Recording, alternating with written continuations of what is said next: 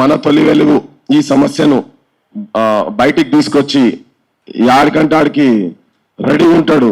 అది ఏంటంటే field marshal రఘుల్ మాట్లాడవలసిందిగా కోరుతున్నా.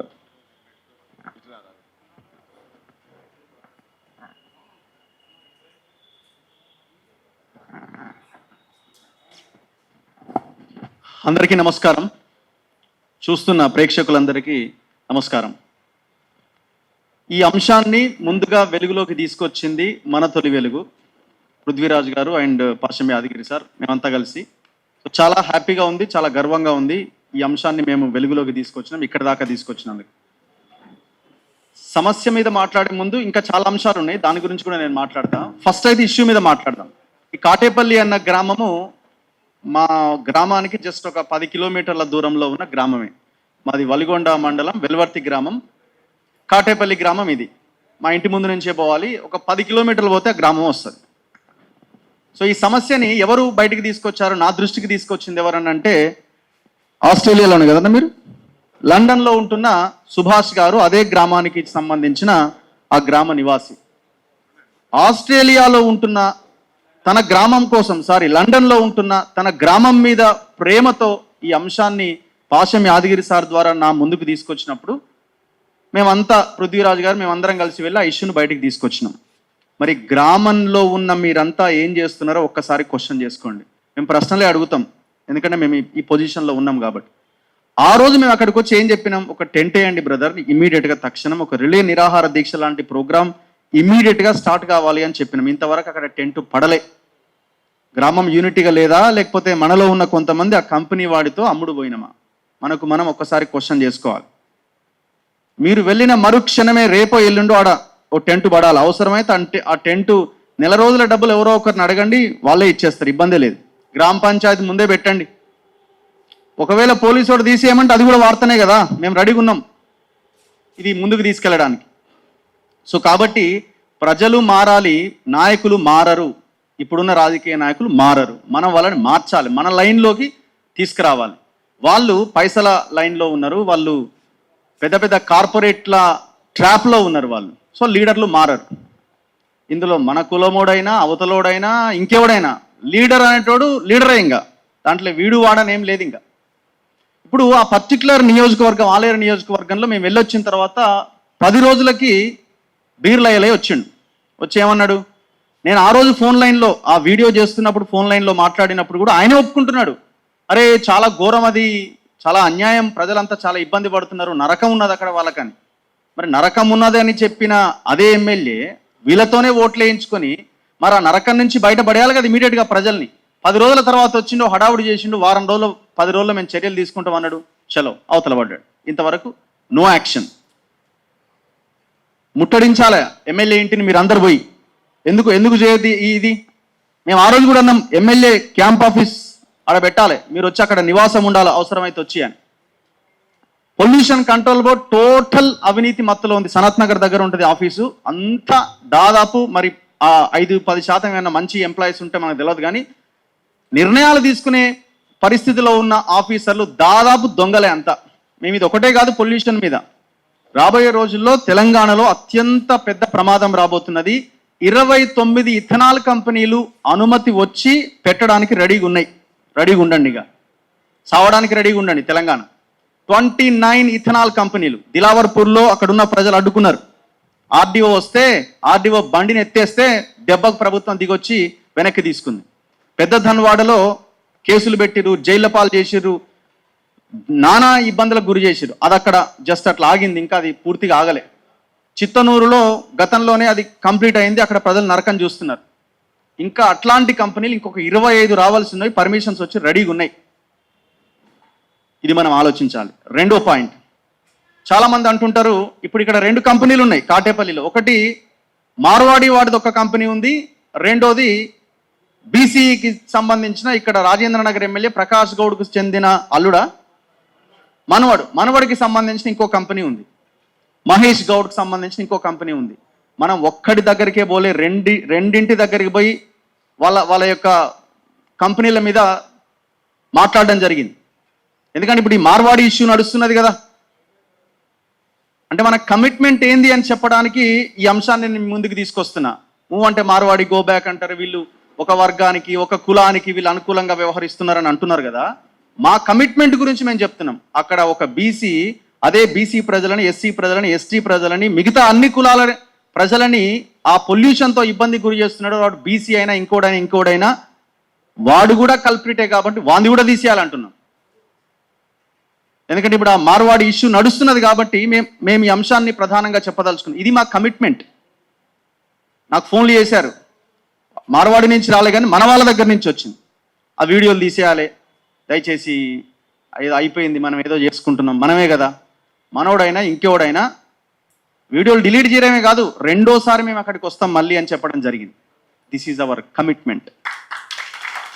సో ఇట్లాంటి విషయాల్లో వెనక్కి తగ్గే ఆలోచన లేదు. బీసీ వాదం గురించి మాట్లాడతాం, వాళ్ళు తప్పు చేస్తే అందులో కల్ప్రిట్స్ ఉంటే వాళ్ళని ఎత్తి చూపే ప్రయత్నం చేస్తాం. మార్వాడి అంశం మీద మాట్లాడతాం, ఎవరైనా వాళ్ళకు అనుకూలంగా మాట్లాడుతున్న వాళ్ళు ఉంటే వాళ్ళని ఎండగడతాం. తెలంగాణలో వృత్తి వ్యాపారాలు చేసుకుంటున్న మన వర్గాలని అన్యాయం చేస్తున్న వాళ్ళ మీద ఈ పోరాటం కొనసాగుతుంది. ఇవన్నీ మనం మాట్లాడుతుంటే చాలా సింపుల్గా నిన్న మధ్యాహ్నం నుంచి ఏమో స్టార్ట్ చేసారు, నా మీద విపరీతమైన ట్రోల్ స్టార్ట్ చేసారు. అందరి ఫేస్బుక్లో అందరి ఇన్స్టాలో అది కనబడుతుంది. వీడు అర్బన్ నక్సలైట్ అని తనకు తానుగానే ప్రకటించుకుండాని. నేను మళ్ళీ చెప్తున్నా, ప్రజల కోసం ప్రశ్నించడం అర్బన్ నక్సలైట్ అని అంటే అనుకోండి అని చెప్తున్నా. నా పేరు ముందు ట్యాగ్ లైన్ పెట్టుకోండి, ఇబ్బంది లేదు. ప్రజల కోసం ప్రశ్నిస్తేనే అర్బన్ నక్సలైట్ అయితే తప్పేం ఉంది, అందులో తప్పేం లేదు కదా. మీరు ఇంకా ఏ బిరుదిచ్చినా మేము తీసుకోవడానికి రెడీగా ఉన్నాం. విపరీతం నాకు ఒక 50-100 మంది అరే ఏంది ఇట్లా పెడుతున్నారంటే ఫ్రీ పబ్లిసిటీ అని చెప్పిన నేను. ఫ్రీ పబ్లిసిటీతో పాటుగా ఇంకా ఈ అంశాన్ని ముందుకు తీసుకెళ్లే ప్రయత్నం చేస్తున్నారని మనం భావిస్తాం. దేనికి ట్రోల్ చేసి ఎందుకు భయం అవుతున్నది అంటే, మీరు ఏ వర్గాలకు అనుకూలంగా మాట్లాడుతున్నారు? మీరు తెలంగాణలో ఉన్న వర్గాలకు అనుకూలంగా పనిచేస్తున్నారా, లేకపోతే ఎవడో ఉత్తరాదిలో ఉన్న వర్గాలకు అనుకూలంగా మీరు మాట్లాడదలుచుకున్నారా? మన వృత్తి వ్యాపారాలు నాశనం అవుతుంటే, మన ప్రజలు ఇబ్బందులు పడుతుంటే దీని గురించి మాట్లాడరు. యూనిటీ ఏది? ఎవడెక్కడైనా బతకొచ్చు కదా, ఎవడొద్దన్నాడు బతకొద్దన్నారా? ఇక్కడి నుంచి వెళ్ళిపోండి అన్నారు ఎవరైనా అన్నారా? అట్లా అనేవాళ్ళని కూడా మేము కాదని అంటున్నాం. బతకండి, ఇక్కడి కల్చర్ని గౌరవించండి. ఇక్కడి ప్రజలకి దాదాపు 70-80% వృత్తి వ్యాపారాలు, మీరు చేసే బిజినెస్లో, మీరు చేసే పనిలో ఉద్యోగులుగా నియమించే అవకాశం ఇక్కడి ప్రజలకు ఉండాలి. స్థానికత అన్నది చాలా కీలకం కదా ఇక్కడ. మరి ఆ ప్రయత్నం జరగకుండా మిమ్మల్ని నాశనం చేస్తాం, మీ మీద యుద్ధం చేస్తాం అంటే మేము యూనిటీగా ముందుకు తీసుకెళ్ళిపోవాలనా? ఈ పోరాటం ఆగే ప్రసక్తే లేదు. మీరు ట్రోల్ చేసినంత మాత్రాన డోంట్ కేర్. మళ్ళీ చెప్తున్నాం మేము ఈ వేదిక నుంచి, ఆనాడు మమ్మల్ని రోడ్డు మీద నుంచి పట్టుకపోయి జైలుకు పంపించినప్పుడే అసలు ఎవడు తీసుకుపోతున్నాడని తెలియనప్పుడే మేము భయపడలే. ఎవడరా భయ మీరని మాట్లాడినాం. ఎవడు భయపడతాడు? మీ ఛానల్ అన్సబ్స్క్రైబ్ చేసుకోండి. So what? ఎవరైతే మా ఛానల్లో మంచి కంటెంట్ వస్తుందని భావిస్తారో వాళ్ళే ఛానల్ చూస్తారు, వాళ్ళే సబ్స్క్రైబ్ చేసుకుంటారు. మీరు అన్సబ్స్క్రైబ్ చేయండి అన్న తర్వాత ఇంకొక 5,000 మంది పెరిగిరు. This is our commitment. ఆ కమిట్మెంట్ ఏందో తెలంగాణ ప్రజలకు తెలుసు. ఇంకొక విషయం ఇక్కడ చెప్పాలి. ఒక పెద్ద మనిషి నిన్న ఒక ఇంటర్వ్యూ ఇచ్చిండు. ఒక ఆయన చాలా సెన్సిబుల్గా మాట్లాడతాడు, మంచి ఆయనే. నాతో కూడా గతంలో నేను ఆయన ఇంటర్వ్యూ చేయడం జరిగింది. బీజేపీ ఆర్గనైజేషన్కి సంబంధించిన వ్యక్తే. ఆయన ఏమన్నాడు, నేను ఒక వీడియో చేస్తే ఆ వీడియోలో నేను దళితుడు దరిద్రుడు అని మాట్లాడినా అని ఒక ఫేక్ తప్పుడు సమాచారాన్ని ఒక ఇంటర్వ్యూలో చెప్పడం జరిగింది. దాన్ని 100,000 మంది చూస్తున్నారు, దాన్ని కూడా ట్రోల్ చేస్తున్నారు. ఇంకొక అంశాన్ని చెప్పిండు ఆయన అందులో, భారతీయ జనతా పార్టీ ఆఫీస్ నుంచి ఈయనకి ఎన్ని డబ్బులు పోతున్నాయి వీళ్ళకి మేము రికార్డు రాసి పెట్టినాం అని అన్నాడు. నేను ఆ వీడియో చూసిన తర్వాత డైరెక్ట్గా ఆయనకే ఫోన్ చేసి నేను దరిద్రుడు అని ఎక్కడున్నానో దయచేసి ఒకసారి చూపించండి సార్, నేను నా ఛానల్ ట్యాగ్ చేసుకొని వెళ్ళిపోతా అని చెప్పిన. లేదు నువ్వు అనకపోతే నేను సారీ చెప్తా, నాకు ఎవరో 3 చెప్పారు, వాళ్ళు చెప్పడం వల్ల నేను మాట్లాడినట్టు. ఎవడో చెప్తే మీరు ఇంత పెద్ద మనిషి, మీరు ఓ మీడియాలో చెప్పడం ఏంది? నేను మళ్ళీ అంటున్నా, మీరు క్షమాపణ చెప్తాన్నారు, 100% మీరు క్షమాపణ చెప్పాల్సిందే. ఏ కంటెంట్ కావాలో మీకు అన్ని కంటెంట్, అన్ని వీడియోలు మీకు షేర్ చేస్తా. ఎక్కడ నేను దరిద్రులు అని మాట్లాడినామో మీరు చూపించాలి. రెండోది, పార్టీ ఆఫీస్ నుంచి మీకు డబ్బులు అని మాట్లాడుతున్నారు. 5 పైసల బిల్ల ఏ పార్టీ ఆఫీస్ నుంచి అయినా నా అకౌంట్లో పడ్డా, ఎవరి దగ్గరైనా నేను తీసుకున్నా నిరూపించే ప్రయత్నం చేయండి, మేము వెళ్ళిపోతామని చెప్పడం జరిగింది. మా వాళ్ళు చెప్పారు అంటే, అరే ఎవడో చెప్తే మీరెందుకు చెప్తున్నారు అంటే, ఒక ప్రాపగాండా, ఒక ఫేక్ ప్రచారాన్ని ముందుకు తీసుకొచ్చి దీన్ని ప్రచారంలోకి తీసుకొస్తే వీడు భయపడతాడనో లేకపోతే వెనక్కి తగ్గుతాడనో ఏదో అవుతాడనో అంటున్నారు. తగ్గే ప్రసక్తే లేదు. ఇది ఇక్కడ సబ్జెక్ట్ కాదు అని అనుకోవచ్చు, కానీ ఇది సబ్జెక్టే. ఎందుకంటే ఆ లీడర్లు ఎవరైతే మాట్లాడుతున్నారో, ఎవరైతే ఈ రకంగా సోషల్ మీడియాలో ట్రోల్ చేస్తున్నారో, వెళ్ళండి కాటేపల్లి ప్రాంతానికి, కట్టుకోండి ఇల్లు అక్కడ మీకు దమ్ముంటే. వెళ్ళండి పెద్దదాన్ని వాడ ఇథనాల్ ఫ్యాక్టరీ కడుతున్నారు, అక్కడ మీరు ఇల్లు కట్టుకోండి, వాడిని క్వశ్చన్ చేయండి ఫస్ట్. నేను ఎవ్రీడే చెప్పేది ఒకటే, ఈ తెలంగాణలో మొత్తం గ్యాంగ్ రేపే. ఇక అంటే పార్టీలన్నీ ఒక దగ్గర జమ అయిపోయినాయి అంతా. ఇక్కడ పార్టీలు లేదు, కేవలం పైసలు మాత్రమే ఉన్నాయి, కేవలం పదవులు మాత్రమే ఉన్నాయి. అందుకే మనం ప్రతిరోజు అదే చెప్తున్నాం, వీళ్ళంతా కలిసి పనిచేస్తున్నారు. వీళ్ళంతా ఎందుకు మీరు మేము బయటపెట్టిన కుంభకోణాల, స్కామ్ల, రియల్ ఎస్టేట్ మాఫియాకి సంబంధించిన వాటి మీద మీ పార్టీ ఆఫీసులలో మీకు దమ్ము ధైర్యం ఉంటే ప్రెస్ మీట్లు పెట్టి మాట్లాడతారా? చలో, నేను సవాల్ చేస్తున్నా, చేయండి. నేను చేసిన వీడియోలను మీకు ట్రోల్ చేయండి దమ్ముంటే.